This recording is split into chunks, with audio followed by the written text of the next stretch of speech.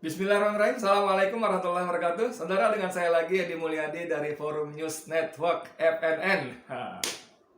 Kita masih ngomongin PPKM, pemberlakuan pembatasan kegiatan masyarakat. PPKM yang itu ya, PPKM darurat. Bukan PPKM versi netizen yang mengatakan Pak Presiden kapan mundur.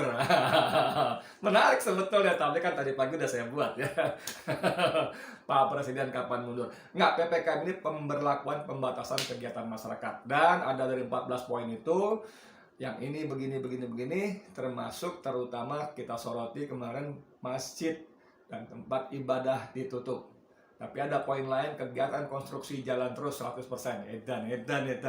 Luar biasa. Apakah ini terkait dengan dilanjutkan dan teruskannya program pembangunan infrastruktur, khususnya pembangunan istana ibu kota di Kalimantan sana, kita nggak tahu. Tapi kalau kita bicara infrastruktur, maka yang langsung terbayang adalah Republik Rakyat Cina. Mereka banyak dapat proyek di Indonesia, bukan cuma duitnya, tapi juga tenaga kerjanya dibawa kemari, bahan bakunya, besinya, bajanya, segala macam dibawa kemari.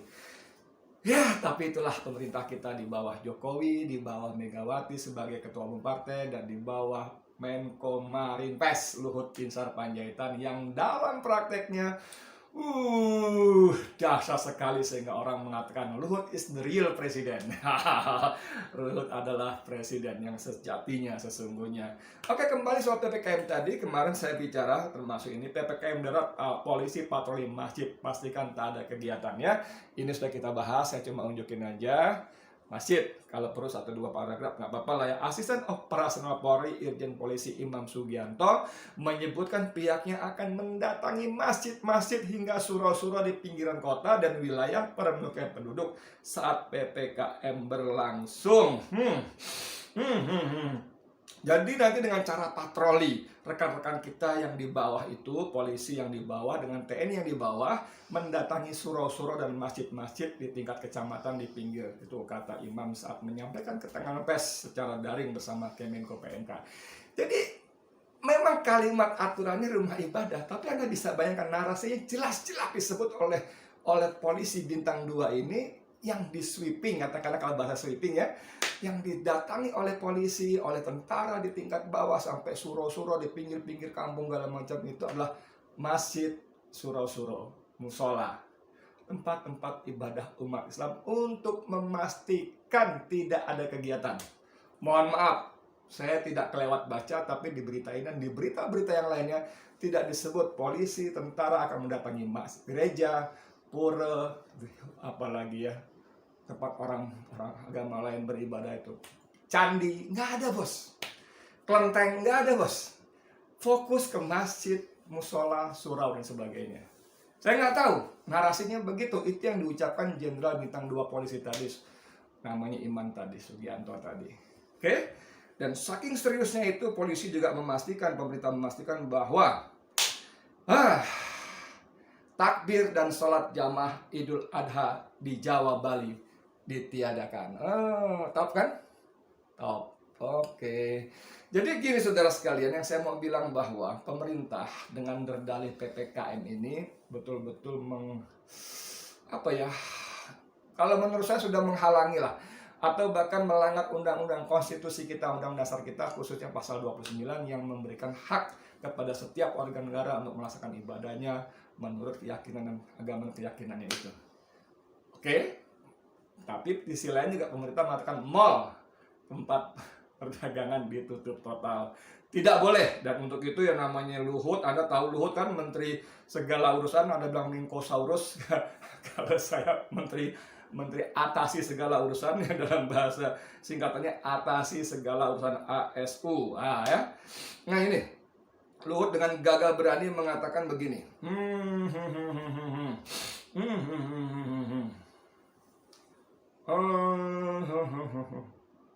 Mana Luhut? Nah ini dia. Semua kepala daerah harus tunduk patuh melaksanakan poin-poin dalam instruksi Mendagri ini ya. Ini bahasanya keren. Luhut, kepala daerah tak laksanakan PPKM darurat, saya eksekusi. Wah, dahsyat nggak Luhut? Luhut gitu loh, Luhut gitu loh, Luhut Binsar Panjaitan, LBP. Wow, dahsyat Luhut, bos. Ya.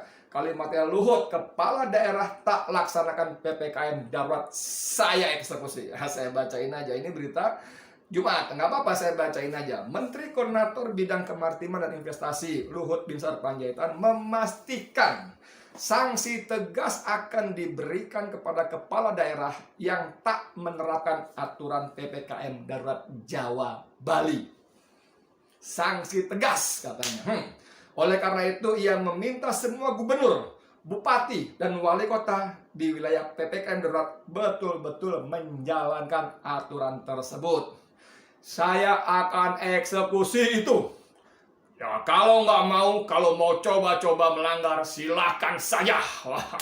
Pokoknya tidak melaksanakan aturan PPKM, dengan itu saya akan eksekusi, kata Luhut dalam acara Rossi yang ditayangkan Kompas TV. Dahsyat, jenderal bos, mantan Kopassus.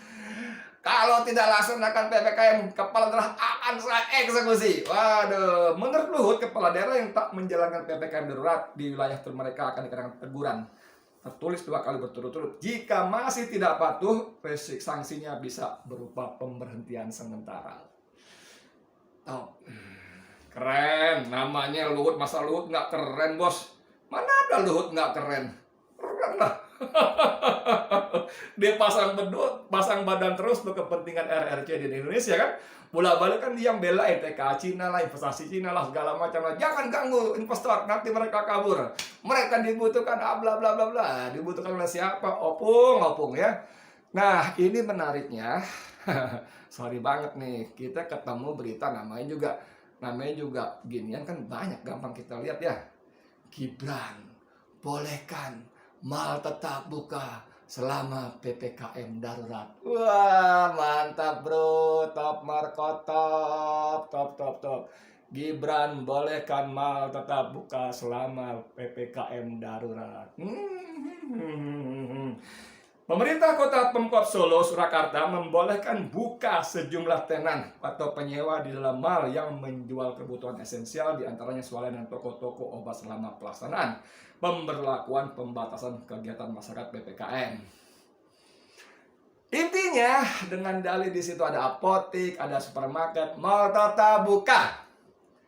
Anda pikir kalau mal dan supermarket, supermarket dan apotik buka, toko-toko lain nggak ngiri? Bagaimana kontrolnya? Jadi apapun namanya, Gibran mengatakan mal tetap buka, padahal dari 14 poin itu jelas-jelas disebutkan mal ditutup 100%. Dan Luhut mengatakan akan saya sikat, akan saya eksekusi. Nah, kita tunggu nih.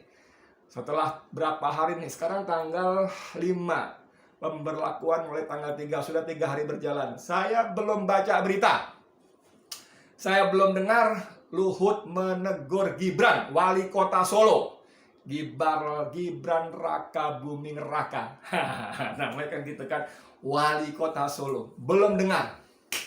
Di mana kegarangan Luhut yang gagah, perkasa, dan tegas itu? Tunjukkan saya deh, mungkin saya kelewat. Saya selalu mengatakan mungkin saya kelewat. Saya yang belum baca beritanya, saya belum nonton videonya. Luhut menegur wali kota Solo Gibran karena tetap membuka mal di saat PPKM darurat. Ada? Opung? Apakah itu Solo itu tidak termasuk Jawa Bali? Kan PPKM darurat hanya berlaku di Solo, di Jawa Bali. Dan itu komandannya Opung, Lord Luhut Binsar Panjaitan. Saya coba buka, betul nggak sih bahwa Solo itu, Surakarta itu ada di Jawa Bali dalam peta? Iya, ternyata di Jawa Bali, di Jawa Tengah. Ada di Jawa Tengah. Jadi yang namanya kota Surakarta itu ada di Jawa Tengah. Bukan di Sulawesi Utara bagian ujung, sehingga tidak masuk dalam yurisdiksi Luhut sebagai komandan koordinator PPKM darurat Jawa Bali. Artinya masuk, bos. Jangan dengan dalih macam-macam ini, ini, kemudian oh iya silakan Pak Gibran, monggo. Nah di sini saudara sekali lagi menjadi bukti 2 hal. Pertama tentang politik dinasti. Bagaimana buruknya politik dinasti. Walaupun orang mengatakan loh sebagai warga negara, anak presiden kan boleh saja berpolitik, monggo. Sebagai warga negara boleh saja kan begini, monggo, monggo. Tapi saudara, tapi inilah buruknya. Anda tahu, Gibran sebagai wali kota dalam tempo 1 bulan saja saya tangan gini, ada 8 menteri datang ke Solo untuk sowan dengan dalih berbagai macam. 8 menteri saudara.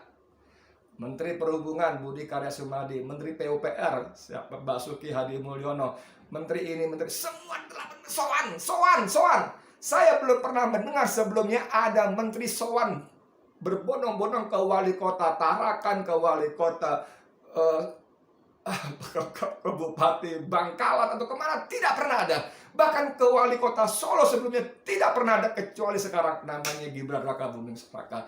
Kenapa? Karena Gibran adalah anak presiden.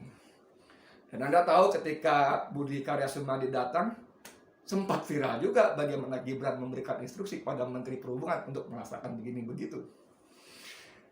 Anda tahu ketika Basuki Hadi Mulyono datang, dia duduk di tempat yang rendah, Gibran duduk di meja yang lebih tinggi. Ini soal adab, saudara.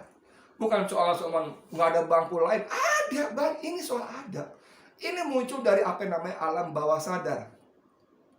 Alam bawah sadar bahwa saya anak presiden. Walaupun saya wali kota, saya anak presiden. Kamu menteri, kamu pembantu bapak saya, karena bapak saya presiden. Dan ini sekali lagi bukti bahwa seorang Luhut Binsar Panjaitan yang ganas pun terkulai. Luhut Binsar Panjaitan yang gagah perkasa pun lunglai ketika harus berhadapan dengan Gibran, wali kota Solo. Jadi saya mau tanya, Luhut, gimana kamu? Opung Luhut, gimana? Jangan sok galak doang kepada yang lain, kepada kepala daerah lain. Aduh, kalau saya sebut nggak enak juga. Aduh, ya mau nggak mau udah coba buka googling nih bagaimana sikap Luhut kepada Gubernur DKI. Udah, nggak ada urusan. Emang siapa dia? Kalimatnya kan gitu juga dalam sebuah wawancara dengan Kompas dengan Rossi kalau masalah waktu itu begitu. Bisa di googling, itu rekam jejaknya ada, digitalnya ada semua. Jadi kekuasaan ini betul-betul dikelola oleh orang-orang yang sama sekali tidak punya mandat. Bukan mandat, maksudnya tidak punya otoritas moral tidak punya. Otoritas apalagi? Belum lagi soal kapasitas dan kapabilitas. Apalagi bicara soal integritas. Aduh, amit-amit deh. Bicara soal ini saja, struktur hierarki kekuasaan yang jelas-jelas anak SD pun tahu bahwa menteri di atas wali kota pun lunglai. Menterinya lunglai. Bahkan seorang Luhut, kalau Basuki Hadi Mulyono katakanlah orang Jawa yang dari dulu memang jadi pak turutnya Presiden Jokowi kemana-mana, iya pak, ikut pak.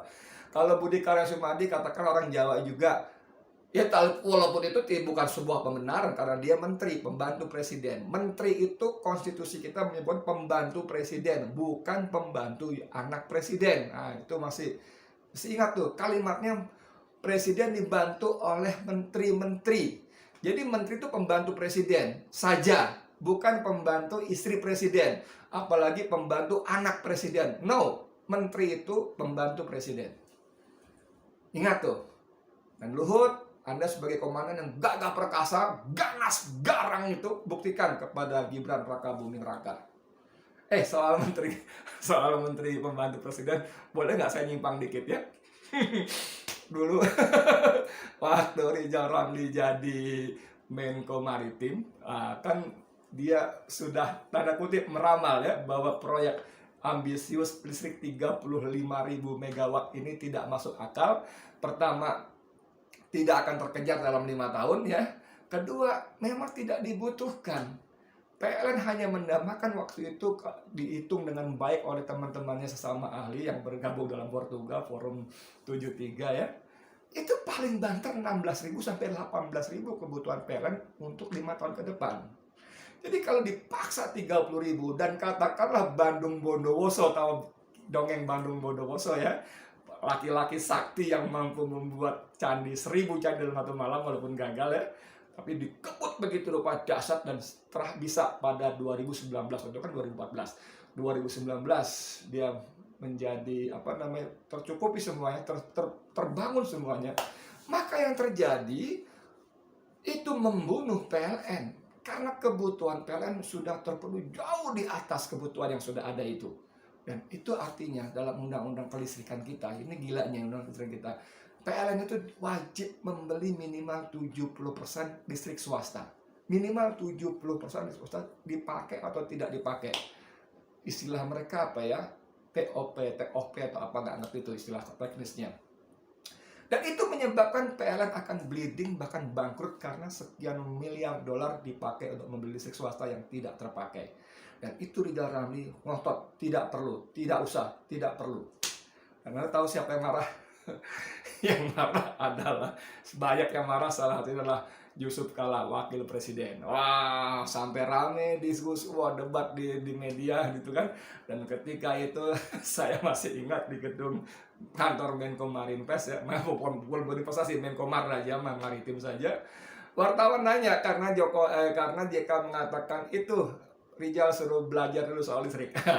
Gitu kan, ada wartawan nanya, Pak Menteri, itu Pak JK bilang Pak Menteri suruh belajar soal listrik. Wah, Rizal naik dia bilang, kasih tahu Pak JK, kita debat terbuka di depan publik. Dahsyat. Dahsyat. Begitu teman-teman wartawan pulang semua, saya bilang, Bang, gila tuh Bang. Gila kenapa? Gila tuh Bang. Iya gila kenapa? Itu Wapres Bang. Iya kenapa Wapres? Dia bilang gitu. Abang nantangin Wapres. Emang kenapa? Dia bilang gitu. Wapres kan atasan Bang. Di situ dia bilang, kamu salah Edi. Kamu baca undang-undang dasar kita. Atasan saya itu presiden, bukan wakil presiden. Dahsyat. Dahsyat enggak? Dahsyat enggak? Jadi Wapres yang melekat dengan presiden pun bukan atasan menteri. Dan itu ditunjukkan oleh Rizal Ramli, dan memang akhirnya terbukti bahwa itu sia-sia belaka dan membebani APBN. Selain tidak terpenuhi, tidak terbangun selama 5 tahun, membebani APBN, membebani PLN. Dan itu terbukti prediksi-prediksi dia. Tapi poin yang saya ingin katakan adalah bahwa bahkan wakil presiden pun bukan atasan menteri. Apalagi cuma wali kota. Apalagi ada aturan yang luhut dengan garang dan gagah perkasa. Saya akan sikat, saya akan eksekusi. Saya belum dengar bos. Udah 3 hari bos. Ya, itu aja deh ya intinya ya. Gila. Ayo, siapa yang berani tegur anak presiden? Saya Edi Mulyadi untuk KPNN. Assalamualaikum warahmatullahi wabarakatuh.